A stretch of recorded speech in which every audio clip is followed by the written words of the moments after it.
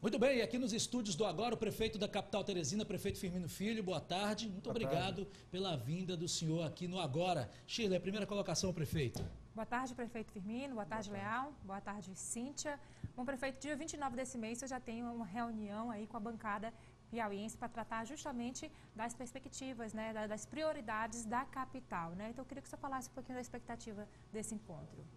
Nós tivemos uma audiência com o senador Elmano Ferreira há 3 semanas atrás, e a partir dessa audiência nós tivemos um compromisso de mostrar todos os nossos projetos, aqueles projetos prioritários para a bancada federal no decorrer desse mês de abril.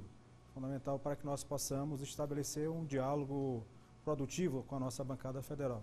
E dia 29 teremos a apresentação daqueles projetos que são os prioritários para a nossa cidade. Basicamente são aqueles na área da mobilidade urbana e sistema viário, projetos na área da saúde e, não menos importante, projetos também na área da educação. São os 3 setores prioritários. E vamos discutir também a questão relacionada não a obras, mas relacionadas ao financiamento de custeio, especialmente na área da saúde, tendo em vista o grande peso que as despesas de saúde têm no orçamento municipal, já chegando no montante de 32%, 33% do total da nossa receita corrente líquida. Prefeito, o inverno vem afetando de uma maneira aí bem intensa Teresina e de uma forma diferente, né?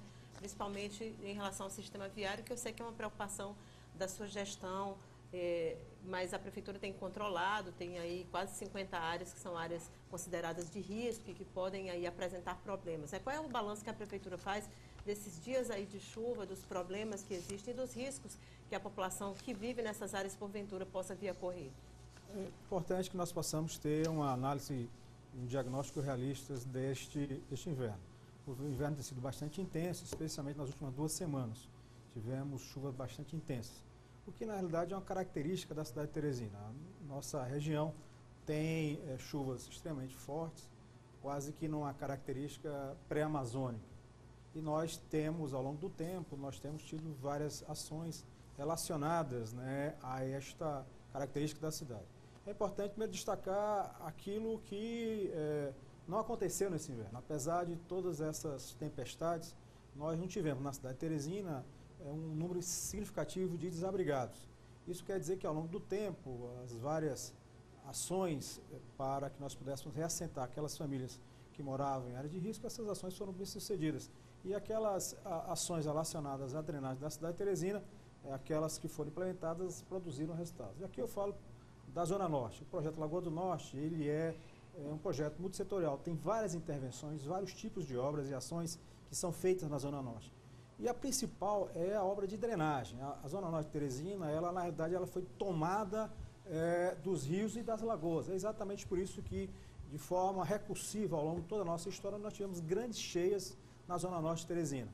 E graças a Deus, apesar de todas essas tempestades que nós temos tido nas últimas 2 semanas, o projeto Lagoa do Norte, apenas na sua primeira fase, já demonstrou sua capacidade de proteger a Zona Norte da cidade de Teresina. Isso, obviamente, faz com que a gente possa comemorar, digamos assim, essas obras que foram feitas e aquilo que a cidade não sofreu. Mas nós temos que também, obviamente, fazer um diagnóstico realista sobre aquilo que a cidade está sofrendo. E a Zona Leste também. A Zona Leste, ela sofre bastante por conta da falta de drenagem, mas a boa notícia é que a famosa galeria da Zona Leste já foi iniciada. Infelizmente, ela foi interrompida por conta do próprio inverno. Nós esperamos que a galeria, que são 7 km de extensão, são 6 km e 900 metros, ela já está com 315 metros já feitos. Nós esperamos que no próximo inverno ela já esteja bastante adiantada e daqui a 2 invernos ela já esteja completamente implementada. Mas, prefeito, essa obra é uma obra assim, daquelas obras emblemáticas, né? Porque nunca funciona, nunca essa galeria termina, nunca conclui. A rigor, ela começou no mês de... Foi dada a ordem de serviço no mês de agosto do ano passado, mas a obra efetivamente foi iniciada no mês de outubro. Então ela andou bem até o início do inverno. Ela está ali prestes a atravessar a João 23. Então, é uma obra importante que vai ter sequência. É necessário também que a gente possa falar de outros problemas que sucederam no sistema viário. Quer dizer, o excesso de chuvas, ele danifica muito a nossa as nossas ruas, as nossas avenidas, especialmente a pavimentação de asfalto e de calçamento. Obviamente, nós temos a operação tapa-buracos e nós vamos continuar, obviamente, logo depois do final do inverno, o recapeamento asfáltico, especialmente das principais vias e das linhas de ônibus. Nós, em 2 anos, já tivemos mais de 2 milhões de metros quadrados de asfalto e vamos continuar com essa política logo após o término das chuvas. E é necessário também que nós possamos falar, não menos importante, de problemas que nós tivemos concentrados no Riacho Mandacaru. O Riacho Mandacaru, ele serpenteia ali a BR na saída para Altos e atravessa ali o Alto da Ressurreição, ao lado do cemitério da Ressurreição, corta ali a Joaquim Nelson, passa ali pela BR e deságua no Puti, na altura do PMDB. Então, historicamente, esse é o mais importante afluente do Puti.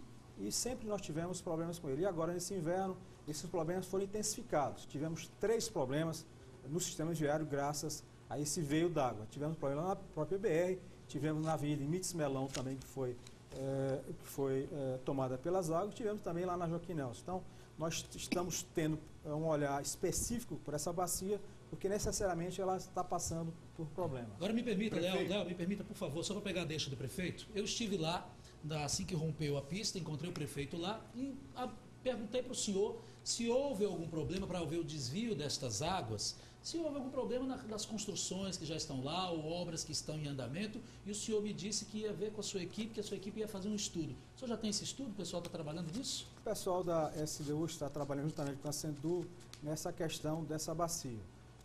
Nós temos uma legislação muito fraca em relação à drenagem. É exatamente por isso que, como uma das decorrências do Plano Municipal de Drenagem, nós estamos propondo à Câmara Municipal de Vereadores um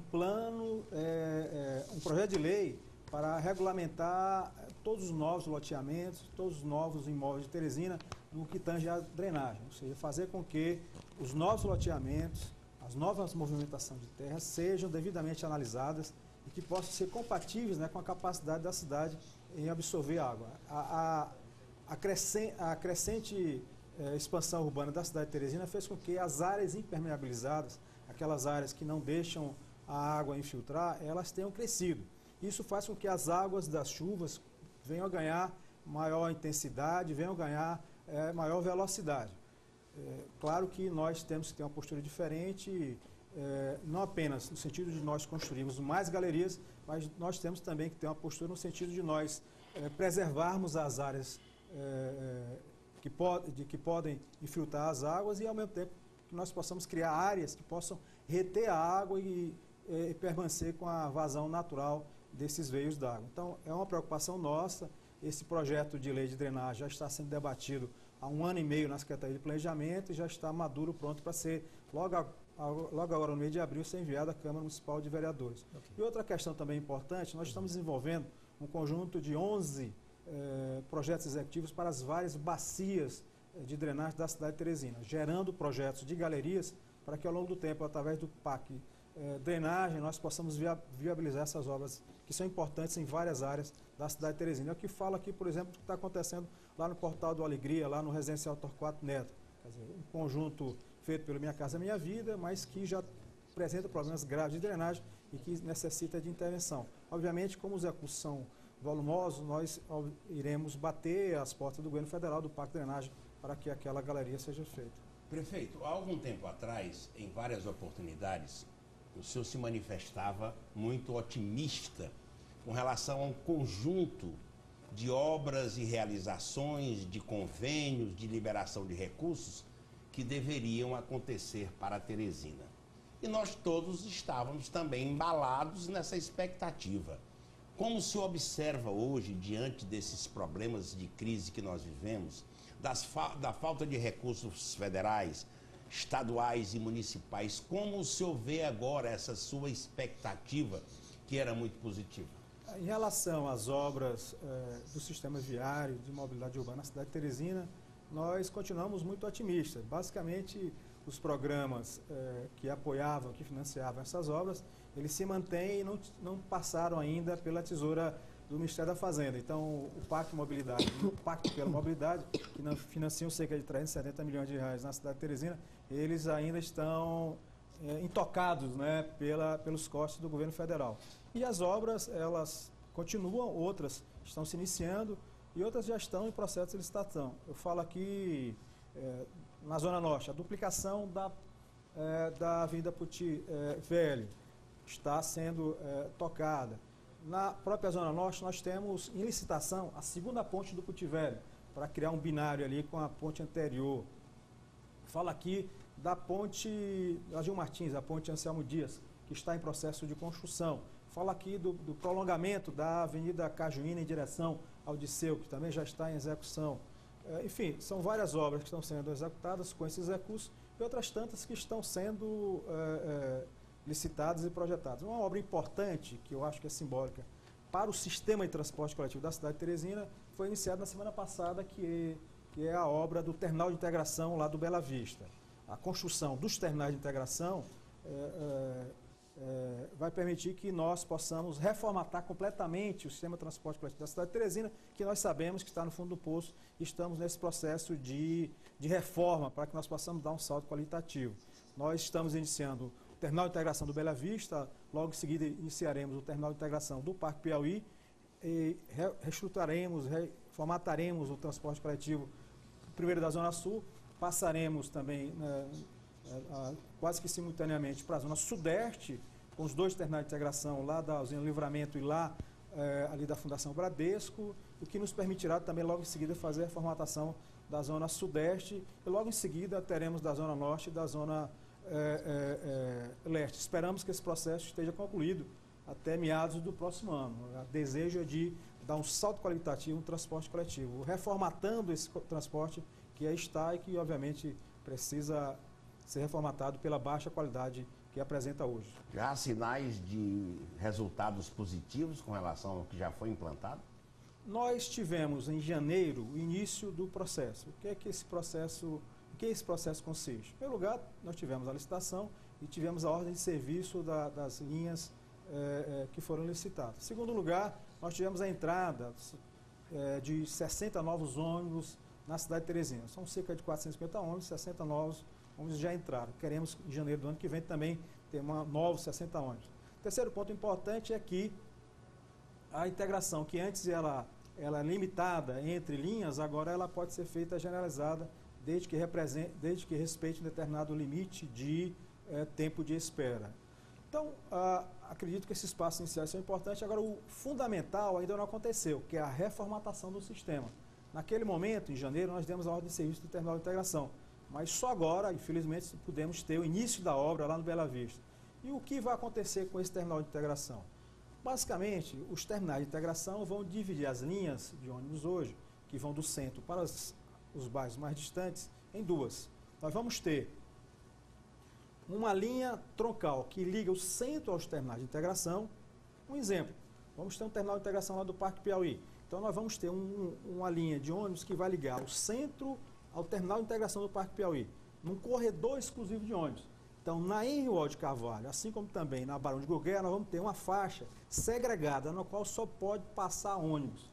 E esse ônibus vai ter essa linha exclusiva para ir e voltar do centro. Então, o ônibus troncal, a linha troncal, ela vai chegar mais rápido e vai sair mais rápido do centro, que vai melhorar, obviamente, a qualidade da viagem. E não apenas isso, vai fazer com que a pessoa que quer ir para a Zona Sul, quer ir para Irmandúcia, por exemplo, ela não precisa mais pegar o ônibus que vai para Irmandúcia.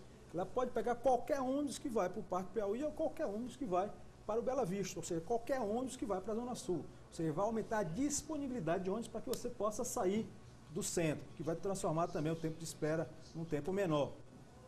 Ou seja, nós vamos ter uma maior racionalidade, a melhor qualidade da viagem do terminal de integração até o centro. Do terminal de integração para os bairros mais distantes, nós vamos ter linhas alimentadoras, que vão circular nos bairros e levar para que o passageiro possa fazer o transbordo no terminal de integração. A grande vantagem é que, como o ônibus vai ter menos percurso para fazer entre o bairro e o terminal de integração, nós vamos ter uma maior facilidade para sair dos bairros mais distantes e chegar até os terminais. Prefeito. É um modelo que racionaliza o sistema, evita a ociosidade, especialmente na contraviagem dos ônibus, e ao mesmo tempo um modelo que busca diminuir a chegada, né, e o tempo de viagem para o centro da cidade de Teresina. Bom, o trânsito de Teresina passou recentemente por várias modificações, mudanças que claramente já possibilitaram aí uma maior fluidez desse trânsito, né? Apesar de algumas queixas, muitas vezes até por acomodação pessoal. Então, como a prefeitura está acompanhando essas reclamações, já que o resultado da fluidez já é possível de ser vista? As queixas são absolutamente legítimas e absolutamente naturais. E aqui eu me lembro de Acho que é uma intervenção no trânsito, né, de Teresina, no sistema viário, da forma como está sendo feita em todo o tempo, em toda a época. Não sei Correto. falar.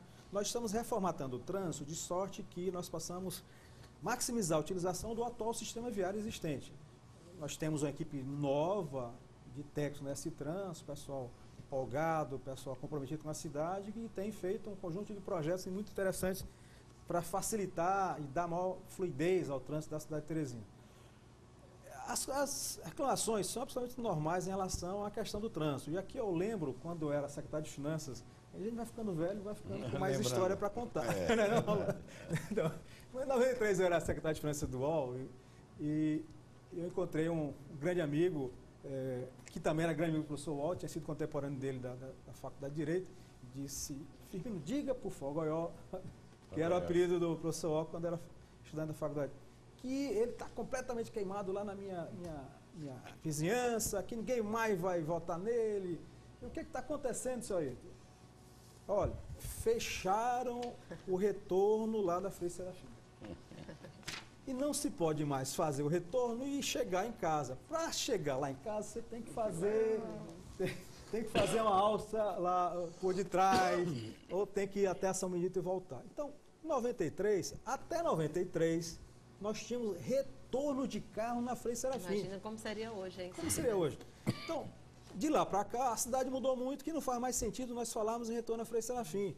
Da mesma forma que algumas avenidas, que anteriormente eram avenidas locais, passaram a ser avenidas que servem a cidade como um todo. Eu falo aqui na Zona Leste, que é uma das maiores reclamações, da Avenida Dom Severino. Antes da construção da Ponte Estaiada, a Avenida Dom Severino era uma avenida local e servia ao trânsito local, das pessoas que lá não residiam, que iam ao comércio, que iam a alguma prestação de serviço. Hoje, a Avenida Dom Severino ela tem que ser priorizada porque ela dá acesso a uma ponte que é grande e que tem capacidade ociosa e a um eixo que precisa ser fortalecido. Daí a necessidade de todas essas intervenções que estão sendo feitas para que a Dom Severino possa fluir com maior rapidez e que nós possamos, para isso nós temos que tirar os vários obstáculos que ela tem. E não apenas dela, mas também nas várias ruas em derredor. Então, as intervenções que foram feitas foram no sentido de tirar conversões à esquerda, de tirar os balões, de tirar, enfim, aqueles vários obstáculos que faziam com que o fluxo maior, o grande fluxo, fosse interrompido pela pequena parada, pelo fluxo menor. Então, existe uma racionalidade, essa racionalidade, acredito que já mostrou os resultados, já flui muito melhor o Os engarrafamentos estão menores. Bem menores, né? Ali na... Você anda mais um pouco para fazer uma alça e volta, né? Isso causou um certo... Desconforto. Desconforto. Mas depois você vai acostumando. Eu quero ir para cá, eu vou lá, faço isso e é natural. Mas a volta no quarteirão. Mas é fundamental a gente explicar que o fluxo maior, ele foi melhorado. Com certeza. Foi. E o fluxo menor, ele passa a ter um custo maior de deslocamento. Mas é necessário em nome da fluidez maior do sistema. Mas aí, né? prefeita, Teresina vai continuar sendo refém do transporte público feito por ônibus, né? O que deixa a prefeitura numa situação ainda mais difícil, né? De fazer com que esse transporte seja eficiente, mas a gente não ter outras alternativas, como linhas de metrô que sejam mais eficientes, como nas cidades grandes de porte, né, um pouco mais elevado. Nós temos um desafio muito grande, que é reverter o modelo que nós temos de cidade no Brasil. Grosso modo, tem dois grandes modelos de cidade de transporte coletivo no mundo, que é o modelo americano e o modelo europeu. O modelo americano é daquelas cidades espalhadas com uma superestrutura viária formatada para servir ao carro, ao transporte individual. Existem cidades americanas que não têm sequer transporte coletivo. Orlando. Aí, né, O transporte coletivo é uma exceção, não é regra. 80% a 90% da população anda em carro ou em transporte individual motorizado. Quando você pega uma cidade europeia, o que acontece? 40% a 50% da população ou anda de transporte individual não motorizado, bicicleta, ou anda em transporte coletivo. Cidades como Copenhague, por exemplo, 35% da população anda de bicicleta. Correto. Amsterdã também? Em Amsterdã, 56% da população anda ou de bicicleta ou de transporte coletivo, ou a pé, eventualmente. Então, o transporte coletivo ele tem um papel fundamental na melhoria da qualidade de vida da cidade. Qual o nosso desafio? Nosso desafio no Brasil é revertermos a nossa tendência histórica. Por quê? O Brasil se desenvolveu baseado na ideia do carro, na cultura ao carro. Foi desde a época de Juscelino, na época da industrialização, de fomentar a indústria automobilística, o carro foi priorizado e a indústria automobilística tem sido valorizada ao longo do tempo. Basta falar que na última crise, passou pela ditadura da mesma forma, basta falar que na última crise mundial, o governo federal deu incentivos para a indústria automobilística vender mais carros e colocar mais carros nas nossas avenidas e ruas, ao mesmo tempo retirando o próprio financiamento das prefeituras dos estados. Ora, isso é contradição. Quer dizer, o que nós estamos vendo nas cidades brasileiras é um verdadeiro congestionamento. Quer dizer, as cidades estão abarrotadas de carros. Teresina, nós saltamos em 12 anos de 120 mil carros para quase 400 mil carros funcionando hoje nas ruas. Então, nós temos que fazer o quê? Uma priorização, reversão do modelo. E para reverter esse modelo, nós temos que ter a melhora do transporte coletivo. O nosso plano de transporte urbano, ele é rodoviário. Então, o que nós estamos fazendo é reformatando o sistema de transporte coletivo baseado no ônibus. O governo federal tem uma diretriz. Cabe às prefeituras o transporte rodoviário.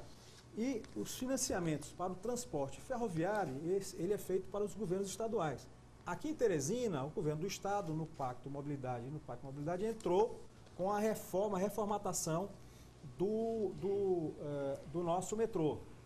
Basicamente, ele vai ser refeito. Nós vamos ter não apenas uma linha, vamos ter duas pistas, vamos ter reforma e implementação de vários terminais de passageiros, vamos ter novas máquinas, na realidade vamos ter a adoção de VLT e vamos ter a integração desse sistema com o sistema de ônibus.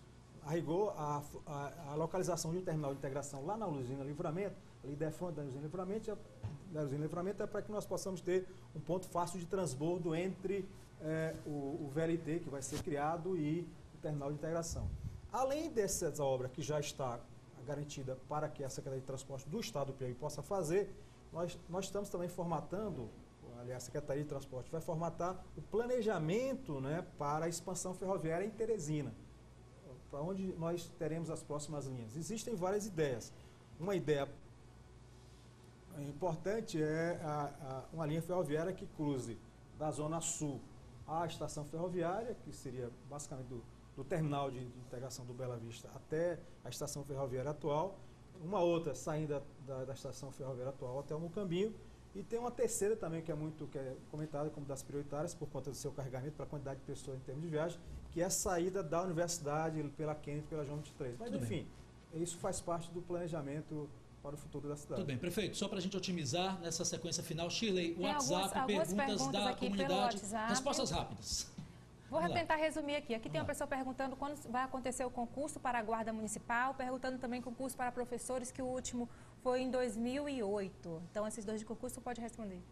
Nós tivemos vários concursos em várias áreas. Aqui eu falo na área da saúde. Já chamamos mais de 2.000 pessoas na área da saúde.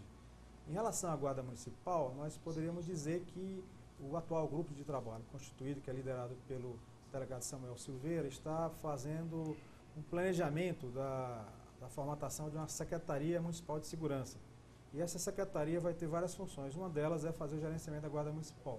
Portanto, nós devemos tocar essa questão agora no segundo semestre e a efetivação dessa secretaria deverá ser no próximo ano. Portanto, os chamados concursados da Guarda Municipal deverão ser efetivados no ano de 2016. Estamos trabalhando basicamente nessa projeção. Okay. Em relação à educação, nós tivemos testes seletivos e vamos ter, eu acho que já está autorizado já o concurso da Secretaria de Educação. Na educação, nós tínhamos, quando entramos, já tinha um concurso em vigor, nós chamamos algo em torno de 350 professores aproximadamente. Telespectador também que querendo é- saber. Mais duas colocações. Rapidinho, Chiles, por mas favor. querendo saber sobre as obras atrasadas do orçamento popular e querendo se questionando também por que essas construtoras que estão fazendo essas obras não estão colocando as placas sinalizando que ali trata-se de uma obra do orçamento popular, de acordo aqui com o Se não telespectador. estão colocando a placa, estão incorrendo no erro. E, obviamente, cabe às SDUs fazer esse processo de licitação. Em relação às obras atrasadas do orçamento popular, quando nós entramos, nós tínhamos cerca de 18 milhões de obras atrasadas. E fizemos a negociação com o Conselho do Orçamento Popular de resgatarmos 6 milhões a cada ano que passasse. E no ano passado foi resgatado um pouco mais do que isso, foram 7 milhões. Esse ano nós vamos resgatar 6 milhões. E no ano que vem eu acho que nós vamos ter concluído, né, esse total de 18 milhões de obras que nós encontramos atrasadas. Em relação aos anos de nossa competência, no ano de 2013, nós basicamente concluímos 85% das obras, poucas obras ainda não foram ou iniciadas, ou licitadas, ou entregue à população. As que se encontram com maior dificuldade são aquelas que são obras muito específicas, né, com dificuldades, por exemplo, de terreno, ou dificuldades em relação a projetos específicos. Agora, em relação ao ano passado, nós temos cerca de 40% já iniciadas, ou concluídas, ou em processo de licitação, e vamos chegar até o final desse ano com esse percentual parecido com o de 2013. Muito bem, Cíntia, a sua abordagem final, por favor. Prefeito, você falou aí falou bastante, né, dessa parceria administrativa que já existe, a questão do metrô e outras. Eu sei que o senhor vai amanhã viajar também para falar com o Ministério da Educação sobre questão de creche. Então, a parceria com o governo estadual vai firme, segue firme, independente de qualquer crise que venha acontecer no nível federal. Nós entendemos que é obrigação dos homens e das mulheres públicas estarem em parceria, em entendimento para trabalhar pela população. Daí a nossa disposição junto ao governador Wellington Dias, e daí também acredito a disposição do governador em relação à prefeitura. É necessário que nós possamos ter um diálogo franco, aberto, respeitoso, cooperativo para fazer mais pela cidade. A nossa parceria ela se dá em vários aspectos. Política também? Essa questão de política em 2016 a gente trata. Primeiro a gente tem que tratar Essa os resposta problemas a gente do já povo, ouviu, né? Não, a gente sabe que não é bem assim, né? Veja só, nós temos muitos problemas em comum para serem enfrentados pela Prefeitura e pelo Estado. A questão da saúde é uma delas. Nós estamos agora passando pelo processo de reforma na HUT, estamos reformatando todo o pronto atendimento. Lá vamos ter 60 boxes individualizados para atender, tipo o São Marcos, para atender na entrada e acabar com aquela observação solta. E estamos também iniciando a reforma da nossa UTI. Reforma não, construção da nova UTI com novos 20 leitos, que é para enfrentar um dos grandes desafios do HUT. E nesse processo de reforma, que vai durar alguns meses, nós precisamos da retaguarda importante do HGV e do HPM, assim como também do Hospital Universitário. Então, a parceria é necessária na saúde, é necessária também nessa parte de transporte, como agora há pouco a gente falou, e é necessária também, eu falo muito na questão das obras. O governo do Estado tem um conjunto muito grande de obras na cidade de Teresina, e o governador Wellington Dias já demonstrou seu compromisso em dar prosseguimento a essas obras, que são importantes também para a nossa mobilidade urbana, né? Ok. Léo, abordagem final. Prefeito, nós estamos vivendo um momento de certa calmaria aqui na política municipal e do Estado, né? Há um relacionamento de parceria muito bom, um bom relacionamento entre governante estadual e governante municipal, mas eu queria uma palavra sua sobre o momento em que vivemos a nível federal. O senhor acredita que haverá uma convergência para um entendimento, para tentarmos superar essa crise política? Nós temos um momento muito difícil no país, né? Nós temos a confluência de duas grandes crises. Primeiro, nós temos a crise econômica. O país já está em final de ciclo econômico no ano passado, mas esse final de ciclo ainda não tinha chegado no mercado de trabalho. E o que nós estamos percebendo é que começa a chegar no mercado de trabalho e, ao mesmo tempo, as medidas tomadas para enfrentar a crise começam a provocar consequências pela sociedade, pela economia afora. Do lado dessa crise econômica, nós temos uma crise política dentro do parlamento, com a eleição do novo presidente do PMDB, e fora do parlamento, no meio da sociedade, basicamente com as consequências da crise da Petrobras. Nós entendemos que, no meio de tanta dificuldade, é necessário que nós possamos manter os interesses maiores do país em primeiro lugar. Nós não podemos deixar que o país vá para o abismo, nós não podemos deixar que o país pegue fogo e que destrua toda a construção que tem sido feita a partir da redemocratização, a partir da Constituição de 88. Nesses últimos 25 anos, 30 anos, o Brasil saiu da ditadura, passou para a democracia, o Brasil avançou na estabilização da sua economia e voltou a reencontrar, por exemplo, o crescimento econômico. O Brasil avançou também com o estabelecimento de políticas sociais importantes. E é necessário que nós possamos andar para frente e não retroceder. E para isso é necessário que exista entre as lideranças, tanto de governo quanto de oposição, exista a grandeza. Espírito público Espírito também. público, visão de país, visão de futuro, e visão de quem tem compromisso com a população. E eu não tenho a menor dúvida que através do diálogo, que às vezes falta entre as principais lideranças, que através do diálogo nós possamos encontrar saídas, né, para que o Brasil continue a avançar e que nós não tenhamos nenhum tipo de retrocesso nas várias áreas que nós estamos falando. Muito bem, prefeito, muito obrigado pela presença do senhor aqui no Agora. Boa sorte aí à frente do comando da prefeitura e bom trabalho. Obrigado, o senhor e toda a sua equipe.